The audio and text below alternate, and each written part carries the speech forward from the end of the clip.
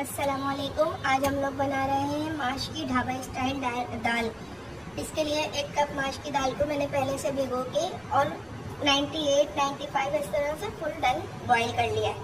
اس کے بھگار میں جا رہے ہیں یہ اجوائن ہے, زیرہ ہے اور ثابت مرچیں ہے. یہ اس کا بھگار لگے گا. اس کے بعد اس میں جائے گا آدھا چمچ ہلدی, آدھا چمچ ہی جو ہے وہ گرم مسالہ ہے اور پسا ہوا زیرہ ہے. 1 چمچ پورا دھنیا ہے, 1 چمچ مرچی ہے اور 1 چمچ نمک ہے. ان مسالوں کو آپ اپنے ٹیسٹ کے مطابق کم یا زیادہ کر سکتے ہیں.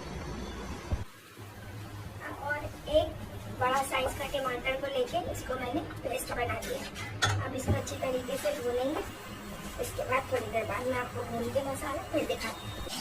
جب یہ مسالہ اچھی طریقے سے بھون جائے تو اب اس میں یہ ہم اس دال کو ایڈ کر دیں گے. تقریباً یہ فل ایڈ ہے.